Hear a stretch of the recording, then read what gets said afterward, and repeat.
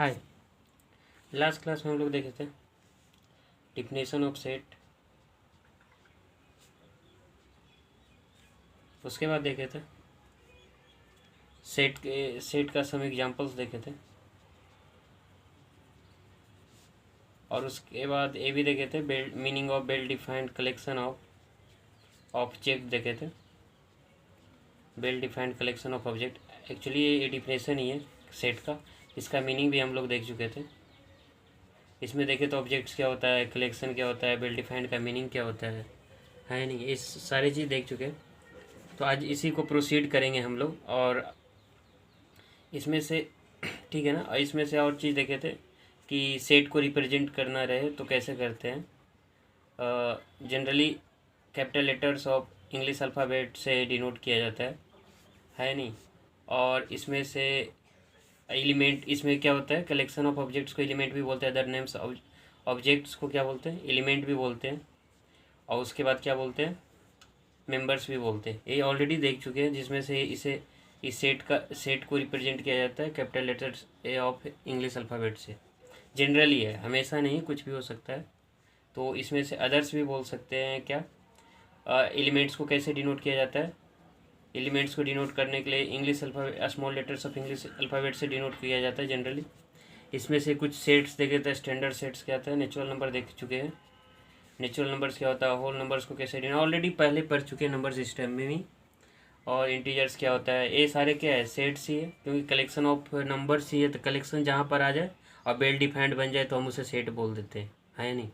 तो यहाँ तक हम लोग ऑलरेडी देख चुके हैं। अब आगे की ओर बढ़ते हैं। इसमें से क्या होता है कि पहले एक एग्जांपल लेते हैं, उसके थ्रू आगे को प्रोसीड करेंगे। तो एग्जांपल लेते हैं, यहाँ पर देखिएगा, collection of integers, collection of integers between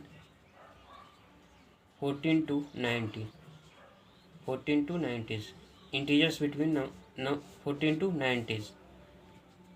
जो कलेक्शन ऑफ इंटीजर्स क्या है, एक क्या है, सेट है कि नहीं, वो पहले देख लेता हूँ। कलेक्शन तो है, इसमें से पता है कि कलेक्शन बनेगा ही। अब वेल डिफाइंड होगा कि नहीं, उसमें देखता है। इंटीजर्स है तो इंटीजर्स पता है कि इंटीजर्स कहीं भी रहे तो इंटीजर्स क्या होता है, सेट ही बनाता है। लेकिन इंटीजर्स किसके बीच होना है, 14 और 19 के बीच होना चाहिए। और इंक्लूडिंग बोथ लिख लीजिएगा, इंक्लूडिंग वो 14 और 19 दोनों, ठीक है, इसको इंक्लूड कर लेना है।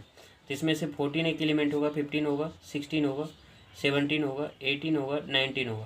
तो इसमें से कितने एलिमेंट बनेंगे, collection of integers between 14 to 19 है, कितने एलिमेंट है, आखिर 40 to 9, इसी को एलिमेंट बोलते हैं ना, इसी को ऑब्जेक्ट बोलते हैं, इसी को मेंबर्स बोलते हैं।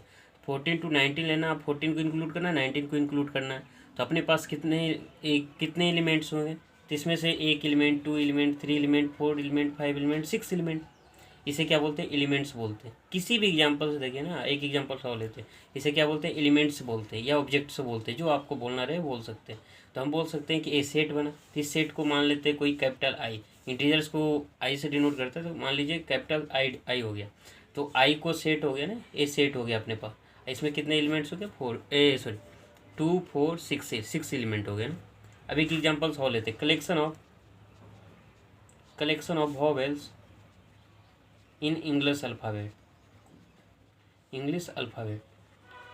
अब इसमें देखते हैं कि कौन कौन से एलिमेंट हो सकते हैं। तो वॉवेल्स पता है इंग्लिश अल्फ़ाबेट में कौन कौन से वॉवेल्स होते हैं, ए ई आई ओ यू, यही होता है ना, यही होता है इंग्लिश अल्फ़ाबेट का वॉवेल्स। तो ए जो वॉवेल्स है, कितने वॉवेल्स है, ये सारे क्या हो जाएंगे, एलिमेंट्स हो जाएंगे।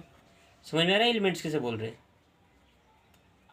ऐसा ले रहे हैं कि वेल डिफाइंड है तभी सेट बोलेंगे। तो ए क्या हो जाएगा, ए भी एक सेट है, ए भी सेट है, इसको मान लीजिए कैपिटल ए मान लीजिए, एक सेट है। तो इसमें से क्या हो जाएगा, ए एलिमेंट्स हो जाएंगे। तो यहाँ तक समझ रहे हैं कि एलिमेंट्स होता क्या है, ऑब्जेक्ट्स क्या होते हैं, ए सिनोनिम्स है, और इसमें से सेट है। तो यहाँ तक कोई परेशानी नहीं है। तो हम इसमें से एक चीज़ एक्सटेंड कर रहे हैं। मैं क्या बोल रहा हूँ यहाँ समझिएगा, 14 15 16 17 18 19 एक क्या है, एलिमेंट्स है। किसका एलिमेंट है, इस सेट का, जो collection of integers between 14 to 19 है, एक सेट है ना। इस सेट का नाम क्या दिए हैं, आई दिए हैं। इस सेट का नाम क्या दिए हैं, आई दिए हैं।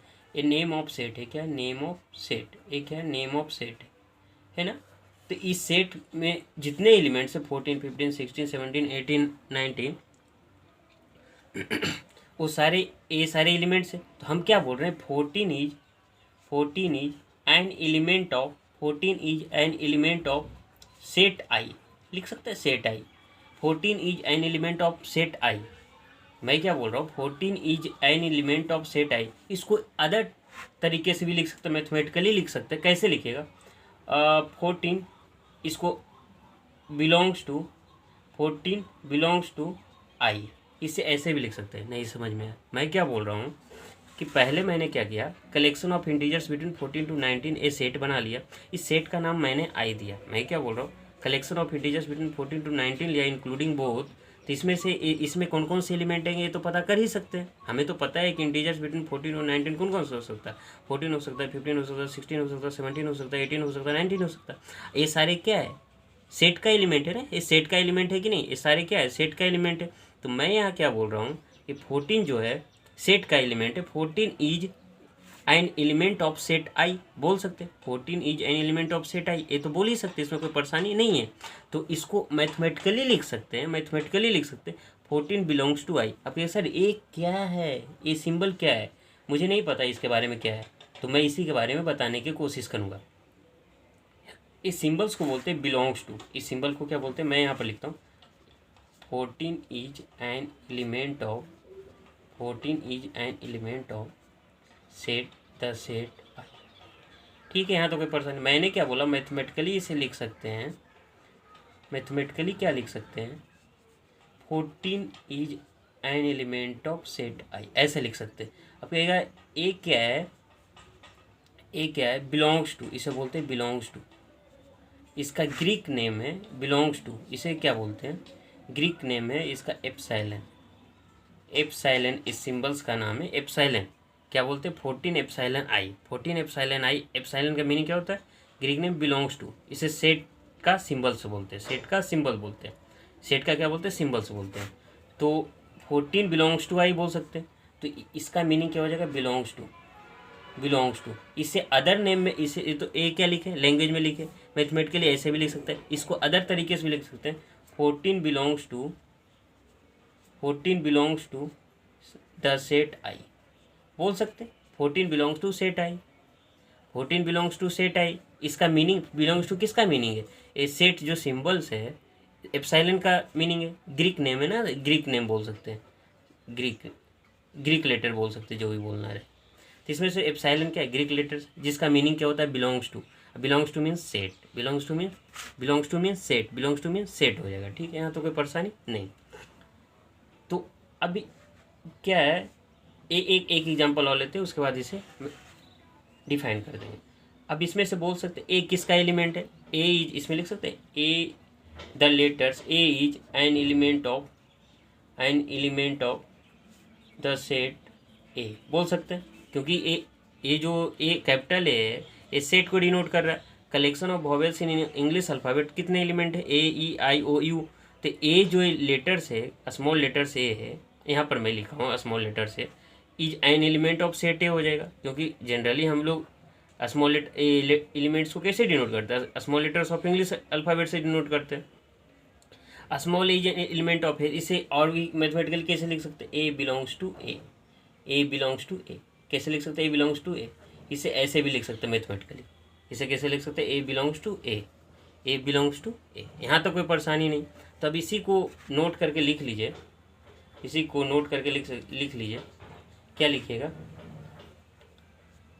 If a is, if a is an element of, if a is an element of the set capital A, क्या लिखा हूँ, if a is an element of the set A, तो इट मीन्स, या it is denoted, it is read as लिख सकते हैं, it is denoted as,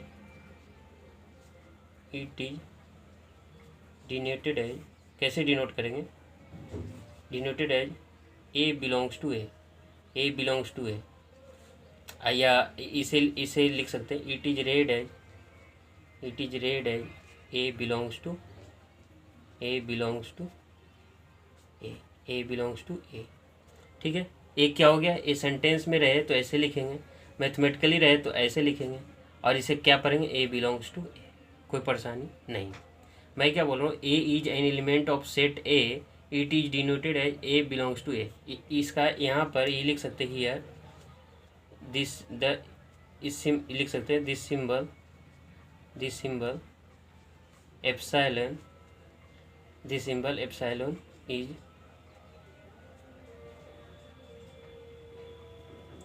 known as belongs to, क्या कहलाता है, बिलोंग्स टू, या इसे क्या बोलते हैं, इसका ए लिखे एप्सिलॉन, क्या बोलते हैं, ए सिंबल्स मीनिंग क्या होता है, the symbol is known as belongs to. हाँ या नहीं, यहाँ तो कोई परेशानी नहीं है। मतलब कहीं भी बोल दिया जाए कि कोई एलिमेंट है किसी सेट का, तो उसको मैथमेटिकली इस तरह से लिख सकते हैं, और इसको पढ़ना रहे तो ए बिलोंग्स टू पढ़ेंगे। ऐसा नहीं बार बार बोलेंगे a is an element of A, simply बोलिए ए बिलोंग्स टू ए। कहीं भी लिखे 3 बिलोंग्स टू ए, इसका मतलब क्या है, 3 इज एन एलिमेंट ऑफ ए। यहाँ तो कोई परेशानी नहीं है समझने में। आई थिंक हमें नहीं लगता कोई परेशानी होगी। तो एक एग्जाम्पल और लेते हैं, उसके बाद इसी में एक्सटेंड करेंगे, एक और देखिएगा।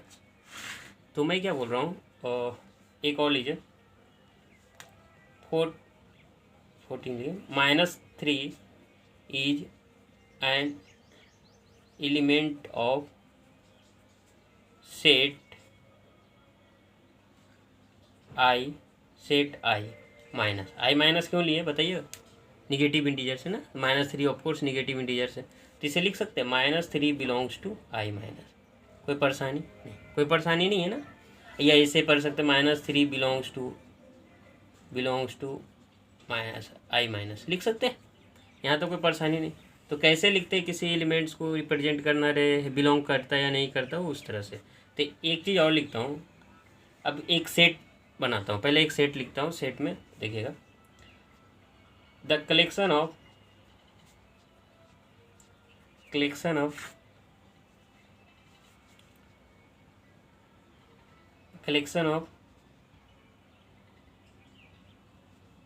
लेटर्स ए, कॉन्सोनेंट लिखिए, consonant in collection of consonant in the English alphabet, English alphabet. क्या बोल रहा हूँ, ये सेट है, इसे मान लीजिए कॉन्सोनेंट है तो कैपिटल सी मान लीजिए, इसे सेट को कैपिटल सी मान लीजिए। तो इसका कौन कौन से एलिमेंट्स हो जाएंगे पता है, बी हो जाएगा, सी हो जाएगा, डी हो जाएगा, एफ हो जाएगा, जी हो जाएगा, एच होगा, इस तरह से बहुत सारे एलिमेंट होंगे, 21 एलिमेंट्स होंगे, ये आता होगा आप लोग। तो हम क्या बोल रहे हैं, अब मैं बोलूँ ए बिलोंग टू सी, सही है गलत है, small a belongs to A, सही है गलत है, मैं बोल रहा हूँ is a belongs to capital C, सही है गलत है। ये जो ए एलिमेंट है, क्या इस सेट में बिलोंग करेगा, नहीं करेगा, क्योंकि ये वॉवेल्स है ना, कॉन्सोनेंट में बिलोंग करेगा, नहीं करेगा। तो हम बोलेंगे ए स्टेटमेंट गलत है। तो इसको किस तरह पढ़ते हैं, इसको किस तरह पढ़ेंगे, ए बिलोंग नहीं करता, तो इसको लिखने का जो तरीका है, अगर बिलोंग नहीं करता है तो a does not belong to सी लिखेंगे। इसे लिखने का तरीका है, इसको इस तरह से जब लिख देते हैं, इसे बोलते हैं डज नॉट बिलोंग, इसे क्या बोलते हैं, डज नॉट बिलोंग। तो कहिएगा सर इसको किस तरह से आगे की ओर बढ़े, तो मैं क्या बोलूँगा, a is not an element of set C, बोल सकते हैं सेट सी। तो इसको मैथमेटिकली कैसे लिखेंगे, a does not belong to capital C, या इसे लिख सकते हैं a does not belong to set C, लिख सकते हैं ना कैपिटल सी, कोई परेशानी तो नहीं है यहाँ पर, ठीक है ना। तो a does not belong to capital C यहाँ लिख सकते हैं, कोई दिक्कत नहीं। तो इसे लिख सकते हैं नोट करके, जैसे वहाँ लिखे, if a small a is not an element of set capital A, then we can write क्या लिख सकते हैं, a does not belong to capital A, यहाँ तो कोई परेशानी है, and it is read as a does not belong to capital A, कोई परेशानी नहीं है, आ रहा है समझ में, कोई परेशानी यहाँ तक नहीं है। तो मैं इसी को जो पीछे लिखा था यहाँ पर, तो यहाँ से लिख सकता हूँ सी does not belongs to A. यहाँ पर लिख सकता हूँ कि ए जो सेट है ये किसका कलेक्शन है, कलेक्शन ऑफ वॉवेल्स है।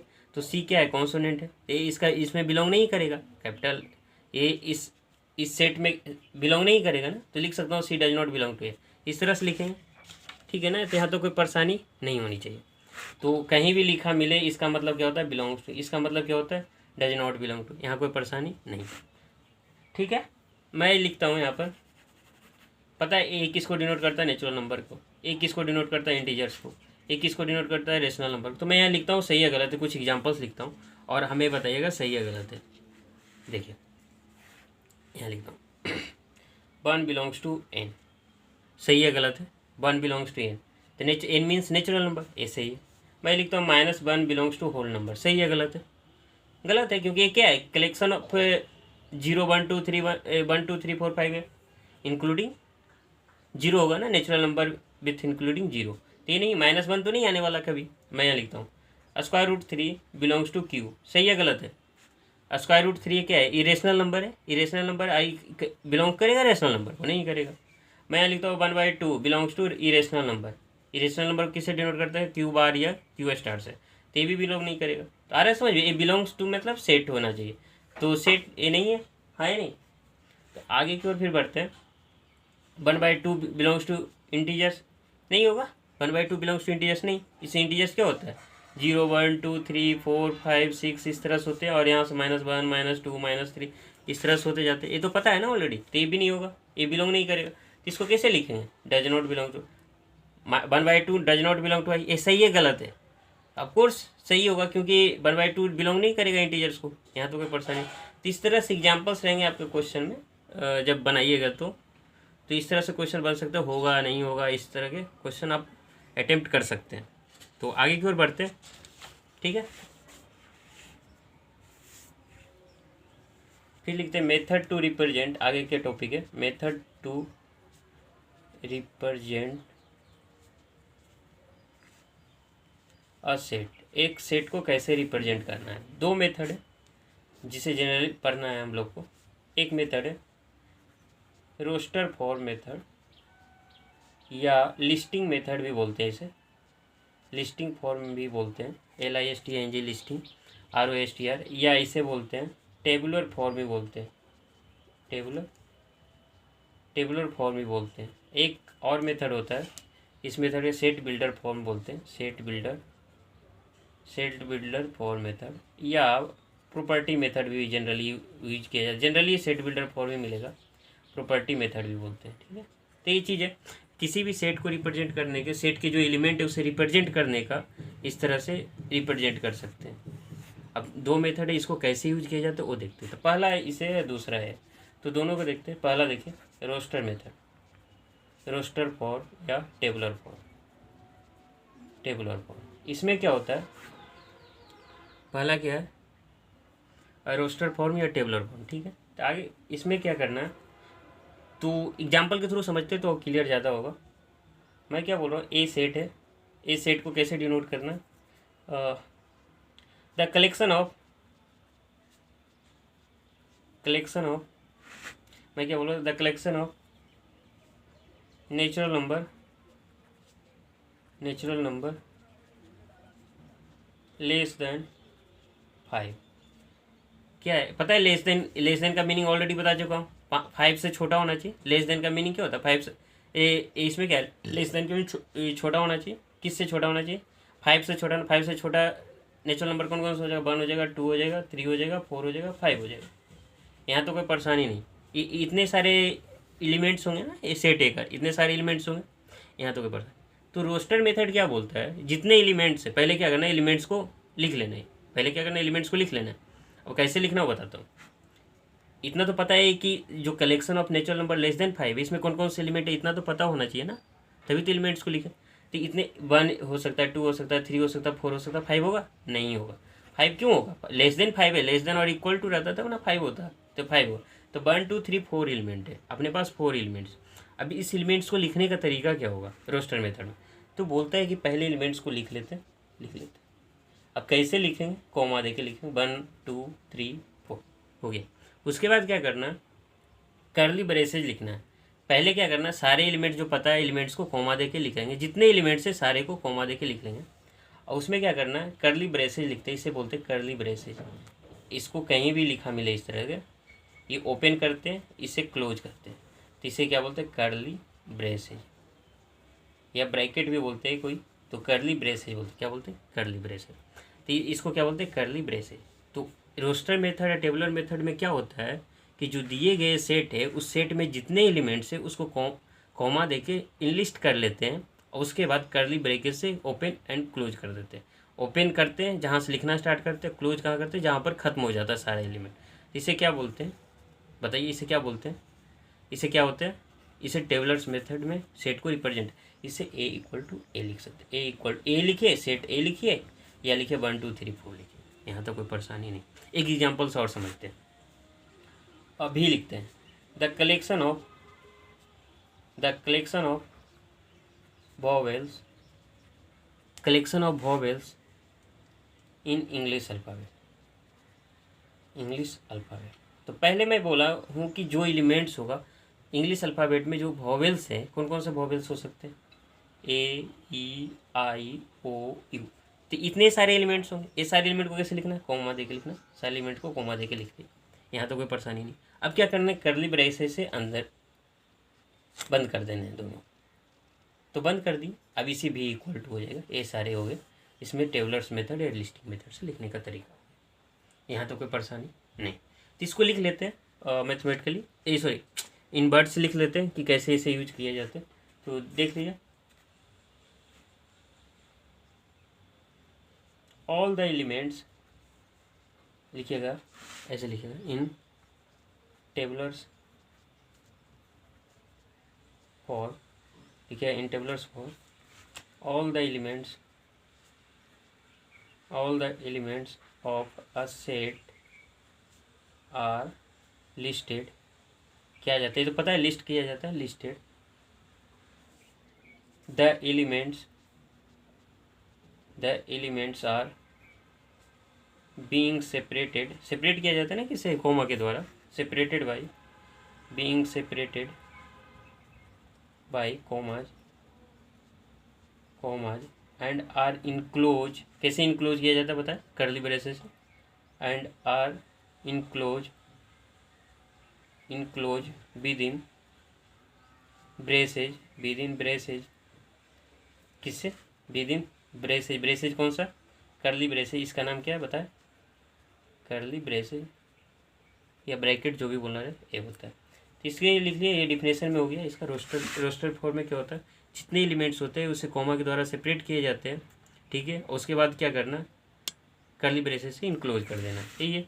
All the elements of set are listed, तो लिखना ही पड़ेगा, लिस्ट किया जाता है, उसके बाद क्या करना, सेपरेट किया जाता है कॉमा से, उसके बाद इनक्लोज कर देना, यही है अपने पास, ठीक है। अब यहाँ पर कुछ चीज़ें हैं जिसे समझनी पड़ेगी, तो समझते हैं क्या है इसमें प्रॉब्लम क्या होगा। मैं एक लिखता हूँ, द कलेक्शन ऑफ, एक सेट लिखता हूँ, मान लीजिए सेट बी है, इस सेट बी में द कलेक्शन ऑफ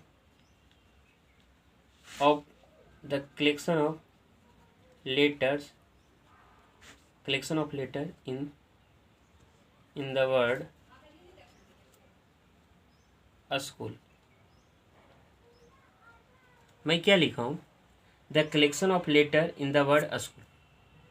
कितने लेटर्स, एस है, सी है, एच है, ओ ए। तो इसमें से क्या बोल रहा है, क्या मैं बोल रहा हूँ, collection of letters in the word school, ठीक है। तो स्कूल में कितने letter, 1 letter, 2 letter, 3 letter, 4 letter, 5 letter, 6 letter. अब कहेगा सर 6 लेटर्स तो है, लेकिन सारे के सारे डिफरेंट है, क्या मैं बोल रहा हूँ, सारे के सारे डिफरेंट है। तो कलेक्शन ऑफ लेटर तो ये क्या कर सकते हैं, एक कॉमा देके लिख सकते हैं, टेबुलर फॉर्म तो ये बोलता है, इसे कॉमा करके कर दिया, उसका कर्ली ब्रैकेट से अंदर ये कर दिया। अब बताइए ओ लिखते हैं और यहाँ पर ओ है, 2 ओ है, तो दोनों का अलग अलग मीनिंग है कि सेम ही है। यहाँ मैं बोल रहा हूँ ओ लिखिए, एक और ओ लिखिए, तो दोनों सेम ही चीज़ है ना, दोनों क्या है, सेम ही चीज़ है, लेटर्स दोनों सेम ही है ना, ओ। तो इसको क्या है कि जब भी यूज किए जाते हैं जनरली, तो दोनों एक साथ 2 लेटर्स को बार बार लिखने की ज़रूरत नहीं है, एक बार ही लिख दिए तो पता चल गया कि जो कलेक्शन ऑफ ये जो सेट है, ये जो सेट है और सेट किससे बना, वर्ड स्कूल से बना है। कौन सा वर्ड से, स्कूल से बना। तो इसमें से एक ओ आ गया तो मतलब जो वर्ड है उस वर्ड में एक लेटर ओ जरूर है। मेरा कहने का मतलब है कि इस सेट में अगर एक बार ही ओ लिख दिए तो इस सेट डिनोट कर दिया कि इसमें ओ है, 2 बार लिखने की ज़रूरत नहीं है। तो इसमें बोल रहा हूँ कि टेबलर्स मेथड में बार बार लिखने की ज़रूरत नहीं पड़ती है, एक बार लिख दिए तो अपने पास काम हो जाता है, बार बार लिखने की ज़रूरत नहीं है। तो इसको इस तरह से लिख कर नहीं, ये लिखने का इस तरह से नहीं लिखते। इसको किस तरह से लिखिएगा, अगर बी यहाँ पर लिखना है बी सेट को, तो बी सेट को ऐसे भी लिख सकते हैं, SCHOL बस। तो यहाँ पर देखे थे हम लोग, क्या देखे थे कि दो लेटर्स को एक साथ लिखने की ज़रूरत नहीं पड़ती। जैसे स्कूल सी देखे हैं ना, स्कूल देखे थे, तो यहाँ पर जब लिखते हैं तो एक बार लिखने से ही काम चल जाता है अपने पास। तो इस सेट को बोले थे, ये सेट है ना, हाँ या नहीं। तो इसी तरीके से इसको इन वर्ड्स लिख सकते हैं। तो यहाँ लिख सकते हैं नोट करके, note it may be noted that while writing the set in roster for an element is not generally repeated नहीं किया जाता ना generally, that means all the elements are taken as distinct means अलग अलग लेते हैं, same नहीं। इसमें से 2 बार लिखने की ज़रूरत नहीं है, यही बोला था ना, टेक्स एज डिस्टिंक्ट। हाँ या नहीं। तो यहाँ तक समझ गए। और इसमें से और आगे लिखना हो तो हो गया ना। इसमें से एग्जाम्पल्स के तौर पर ले सकते हैं, द कलेक्शन ऑफ, जो लिए थे उसी के लिख देते, collection of letters in the word school. तो इसको कैसे लिख सकते हैं, अगर ए सेट मान लिए तो ए को कैसे लिख सकते हैं, डिस्टिंक्ट लिखना है तो SCHOL, ये हो जाएगा रोस्टर फॉर्म में। यहाँ तो कोई परेशानी। एक नोट और बना लीजिए, इस नोट में लिखिएगा द ऑर्डर इन विच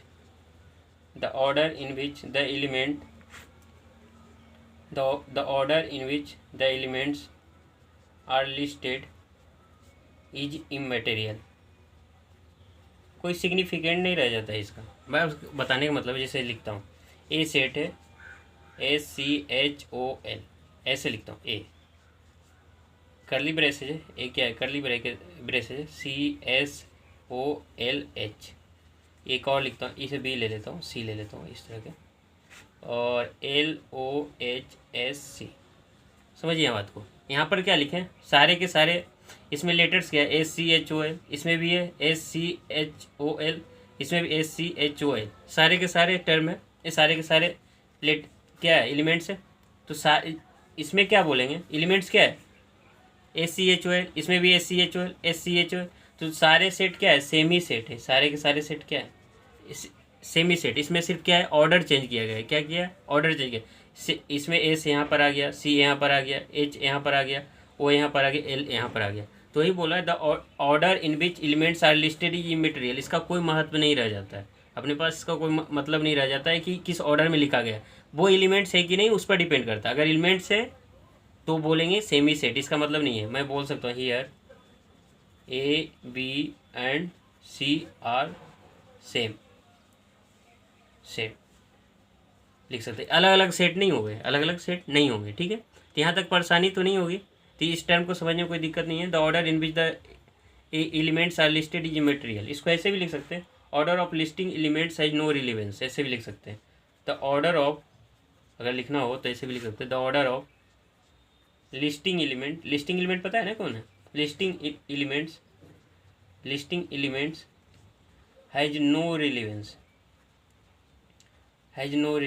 हाँ या नहीं। इसमें क्या बोल सकते हैं, the order of listing element has no relevance. यहाँ तो कोई परेशानी नहीं होनी चाहिए, ठीक है। तो यहाँ पर 2 चीज़ देखें, लिस्टिंग मेथड देख चुके हैं। लिस्टिंग मेथड को क्या बोलते थे, रोस्टर मेथड भी बोलते हैं या टेबलर्स फॉर्म भी बोलते थे। इसमें से क्या है कि अपने को क्या करना है, all the elements of set are, इसमें क्या होता है, all the elements of set are listed, the elements are being separated, already देख चुका हूँ। इसमें से 2 नोट्स देखे थे। It may be noted that while writing the set in roster form an element is not generally repeated, ये ठीक है, जनरली रिपीट नहीं किए जाते हैं। और सारे एलिमेंट क्या होते हैं जनरली जो लिखते हैं डिस्टिंक्ट होनी चाहिए। और इसमें ऑर्डर ऑफ जिसमें क्या करना है, लिस्ट किए हैं एलिमेंट्स को, वो ऑर्डर महत्व नहीं रह जाता उतना, SCHOL लिखना या ऐसे लिखे, सारे के सारे सेट क्या हो जाएंगे, सेम हो जाएंगे। यहाँ तो कोई परेशानी नहीं, ठीक है। तो आगे की ओर देखते हैं प्रॉपर्टी मेथड या सेट बिल्डर फॉर्म, उसको देख के फिर ख़त्म करते हैं इस क्लास को। तो लिखिए इसमें सेट बिल्डर फॉर्म, इसको भी समझे कुछ एग्जांपल के द्वारा। सेट बिल्डर फॉर्म या प्रॉपर्टी फॉर्म जो भी लिखते हैं प्रॉपर्टी मेथड, ठीक है। तो आगे की ओर बढ़िए। तो इसमें क्या बोलता है, all the elements of a set possess a single property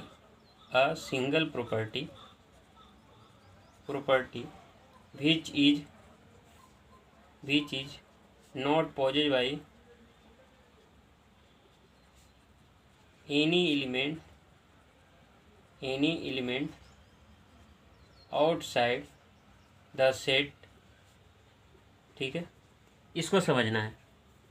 तो इसमें क्या बोलता है, सेट बिल्डर फॉर्म में कहता है all the element of set possess a single property which is not possess by any element outside the element. एक example के द्वारा इसे भी समझते हैं, जिसे भी लिया था, the collection of vowels in the English alphabet, क्या लिखते हैं, इंग्लिश अल्फ़ाबेट, ठीक है। मैं क्या बोल रहा हूँ, भी एक सेट है, collection of vowels in English alphabet. अगर रोस्टर मेथड में लिखता तो AEIOU ऐसे लिख देता, एक क्या हो जाता, अपने पास सेट हो जाता, सेपरेट कर देता, इंक्लूज कर देता कर्ली ब्रैकेट से। इसमें कोई परेशानी रोस्टर मेथड, लिस्टिंग मेथड या टेबलर्स फॉर्म लिखने में कोई परेशानी नहीं, ठीक है। सेट बिल्डर फॉर्म में क्या बोलता है, all the element of a set possess a single property which is not possess by an element outside the set. तो इसको लिखने का तरीका क्या है, ये तो पता है कि इसमें कहता है कि जो भी रहना चाहिए elements, all the element of a set, इसमें all the elements of set यही है, possess a single property which is not possess. इसको लिखने का तरीका ऐसे लिख सकते हैं। अगर इसको डिस्क्राइब करूँगा, पहले लिख लेते हैं, the set of all x such that x is a vowel, लिखना है, x is a vowel of the English alphabet। अब समझिएगा क्या मैं बोल रहा हूँ, इंग्लिश अल्फ़ाबेट कर्ली ब्रैकेट से ख़त्म करना है, इंक्लोज करना है। इसमें यहाँ समझनी है, ये जो इसका जो मीनिंग होता है इसमें, इसका मीनिंग होता है द सेट ऑफ ऑल। यहाँ पर जैसे ही मिलेगा सेट ऑफ ऑल, यहाँ पर जो कर्ली ब्रेसेज है यहाँ पर, उसको क्या करते हैं, कहते हैं the set of all. Set builder form में क्या बोलता है, ये जो कर्ली ब्रेसेज को क्या बोलते हैं, सेट ऑफ ऑल। एक्स क्या है, एक्स बोलते हैं, इसे क्या बोलते हैं, एक्स बोलते हैं, ठीक है। इसको क्या बोलते हैं, एक्स है the set of all x. ये कर्ली ब्रेसेज जैसे ही मिल जाए तो इसे क्या पढ़ेंगे, set of all x. Semi colon को क्या पढ़ते हैं, सच दैट और x is a vowel of English alphabet. नहीं समझ में आया, कुछ पता नहीं चला क्या करनी है, तो मैं क्या बोल रहा हूँ, पहले क्या करना है, जो सेट दिया था collection of vowels in English alphabet, इसको क्या किया मैंने, इसमें क्या लिख दिया, रोस्टर फॉर्म में लिख दिया। अब इसे लिखने का तरीका है प्रॉपर्टी मेथड में या सेट बिल्डर फॉर्म में कैसे लिखेंगे, तो पहले कर्ली ब्रेसेज लिख लेते हैं। कर्ली ब्रेसेज क्या बोलता है, कर्ली ब्रेसेज बोलता है द सेट ऑफ ऑल, किस एलिमेंट के लिए एलिमेंट एक्स है, तो यहाँ पर यही बोला है ना, all the element of a set possess a single property, all the element of a set possess a single property. तो यहाँ पर जो एक्स है, एक्स किसको डिनोट कर रहा है, वॉवेल्स को डिनोट कर रहा है। कितने वॉवेल्स हैं, नंबर ऑफ एलिमेंट्स क्या है, एक्स किस वॉवेल को डिनोट करेगा, AEIOU। एक्स क्या है, x is a vowels of English alphabet, simple है। तो सर कुछ एग्जांपल और दीजिए और समझ पाए। तो पहले इसमें देख लेते हैं, कर्ली ब्रेसेज किसको डिनोट करता है, set of all. Curly braces जहाँ भी मिल जाए सेट ऑफ ऑल, एक्स किसको डिनोट कर रहा है, जनरल एलिमेंट्स को। जनरल एलिमेंट्स कहने का मतलब है कि सारे के सारे एलिमेंट को डिनोट कर, एक्स ही जब वॉवेल है ना, सेम ये की जो कॉलन है इसको क्या बोलते हैं, कॉलन है, इस कॉलन को क्या बोलते हैं, सच दैट, इस कॉलन को क्या बोलते हैं, सच that x is a vowel of English alphabet. Simple बात है। अब x is a vowel of English alphabet, तो एक्स इक्वल टू क्या हो सकता है बताइए, कौन कौन सा वॉवेल है, ए ई आई ओ यू, ऐसे सिंपल है। आ रहा है समझ में। एक एग्जाम्पल और लीजिए सर, तो और क्लियर हो जाएगा। मैं लिखता हूँ यहाँ पर कैपिटल ए एक सेट है, सच, तो लिखते हैं प्रॉपर्टी में, the set of all x such that x square minus 2x 3x अब plus 2 equal to 0 and x is a root of, ऐसे भी लिख सकते हैं, सिंपली ये भी लिख सकते हैं, ऐसे भी लिख सकते हैं, यहाँ तक पढ़ना है। ए क्या है, ए सेट है, x the set of all x such that x square minus 3x plus 2 equal to 0। तो इसमें से इसको जब सोल्व कीजिएगा तो क्या आ जाएगा, एक्स के कौन कौन से एलिमेंट हो जाएंगे कि x square minus 3x plus 2 equal to 0 होगा, तो कौन कौन से एलिमेंट हो सकते हैं। अब इसको इस एक किस फॉर्म में हो गया, सेट बिल्डर फॉर्म में हो गया, कोई दिक्कत नहीं है। अब इसको रोस्टर फॉर्म में लिखने का तरीका क्या हो जाएगा, सिंपली लिख सकते हैं x square minus 3x plus 2 है, तो इसको सोल्व कीजिएगा तो एक्स इक्वल टू क्या आ जाएगा, 1 और 2 आ जाएगा।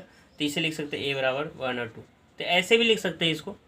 नहीं तो एक एग्जाम्पल और देता हूँ तो बढ़िया रहेगा। The collection of natural number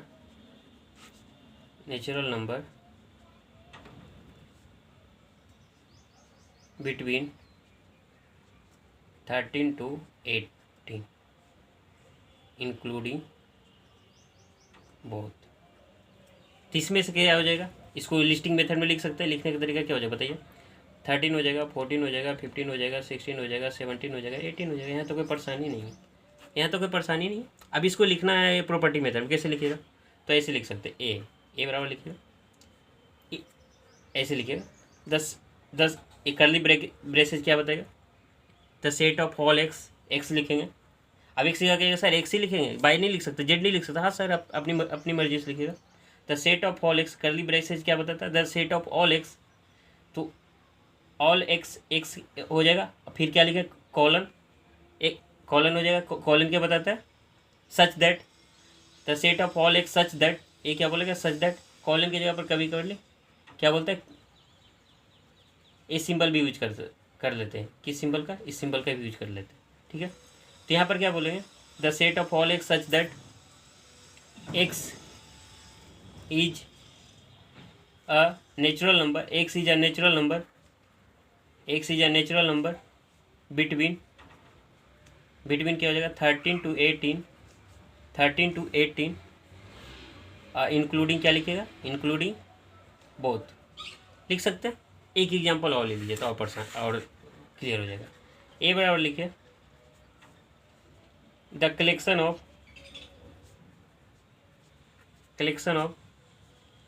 क्या लिखिएगा, collection of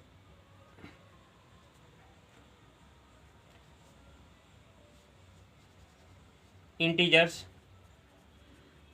between 2 to 6 in 2 and 6 between 2 and 6 including both लिख सकते हैं। तो इसको कैसे लिखना बताइए, ए बराबर पहले लिस्टिंग मेथड में लिख सकते हैं, 2 3 4 5 6। अब इसको प्रॉपर्टी मेथड में कैसे लिखेगा, सेट ऑफ ऑल एक्स, ये लिखे set of all x such, set of all x by भी लिखना तो बाई लिख सकते हैं, सच यहाँ बाई लिख लेते हैं, बढ़िया रहेगा। Set of all by such that, एक किसको डिनोट करता है, सच दैट को, pi is and integers between कितना हो जाएगा, बिटवीन 2 and 6 इंक्लूडिंग बोथ बोल सकते हैं, यहाँ तो कोई परेशानी नहीं। तो प्रॉपर्टी मेथड में लिखने का तरीका यही है कि कोई भी एलिमेंट लेंगे वो जो एलिमेंट्स होना चाहिए, सारे के सारे एलिमेंट्स, जो एलिमेंट्स है ये क्या है, ये सारे सारे के एलिमेंट को डिनोट करता है ना भाई, जैसे यहाँ पर बोले थे ए क्या करता है, सारे एलिमेंट्स को डिनोट करता था एक्स। तो यही मैं बोल रहा हूँ all the element of set possess single property. वो प्रॉपर्टी क्या है, ये प्रॉपर्टी इस वर्ड के टर्म में लिख दिए, ये प्रॉपर्टी बन जाता है। तो ठीक है ना, by is an integers between 2 and 6 including both. अब क्या सर एक एग्जाम्पल और बता दीजिए, अब क्लियर हो जाएगा, यहाँ से कोई परेशानी नहीं होगी। ठीक है, तो लिख लेता हूँ, एक एग्जाम्पल और लेता हूँ, समझिएगा। सेट ए लीजिए, the set of all Z ले लेता हूँ, such that Z is a natural number, Z is a natural number which divides 42। ये अच्छा क्वेश्चन। तो इसमें क्या है, ए क्या है प्रॉपर्टी मेथड में, ए क्या है, ए प्रॉपर्टी मेथड में। अब इसको क्या पता है रोस्टर मेथड में कैसे निकालिएगा।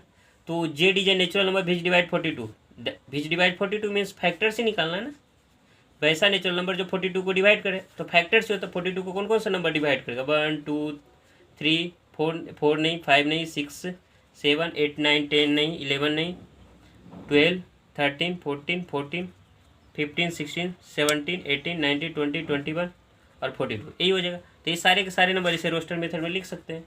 क्या लिख सकते हैं बताइए, ए को 1 सेपरेट करके इनक्लोज कर देना, 6 7 14 21 और 42, और जो होगा यही होगा, यही हो जाएगा। तो ये प्रॉपर्टी मेथड इस तरह से भी लिख सकते हैं। आ रहा समझ में। अब किसी को रोस्टर मेथड से क्या कर सकते हैं, किसी को रोस्टर मेथड से सेट बिल्डर फॉर्म में कैसे यूज कर सकते हैं। जैसे एक लिखता हूँ, ए बराबर 1/2 2/3 4/5 5/6 6/7, सर इस तरह से आगे बढ़ते हैं। ये ठीक है ना। तो क्या कर सकते हैं, ऐसे करिए, इसको सेट बिल्डर फॉर्म में लिखना है। तो कैसे लिखते हैं, a equal to set of all x such that x equal to, लिखिएगा such that x equal to n by, such that x equal to n by n plus 1,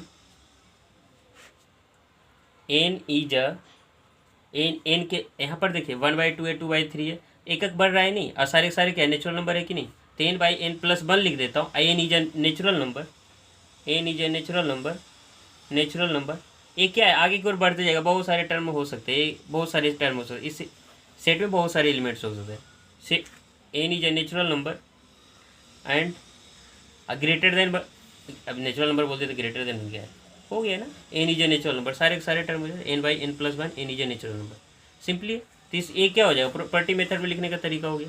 और कुछ और एग्जांपल है जो कल बताऊंगा। और आप ऐसा कीजिएगा, एक्सरसाइज एनसीईआरटी क्लास 11 एक्सरसाइज 1.1 को बना लीजिएगा। क्या कीजिएगा, एक्सरसाइज 1.1 को एनसीईआरटी क्लास 11 को आप बना लीजिएगा पूरे क्वेश्चन। अगर कहीं दिक्कत होगा तो आप बताइएगा कमेंट सेक्शन में, वहाँ पर बता दूंगा। ठीक है, नेक्स्ट वीडियो में नहीं तो बता दूंगा। ठीक है, अगर कोई परेशानी हो अभी भी तो मैं बोलूँगा कि कमेंट सेक्शन में लिखिए, खुला है सबके लिए। होप आपको अच्छा लगा होगा ये सेशन, नहीं लगा तो भी लिखिएगा, फीडबैक दीजिए। Thank you.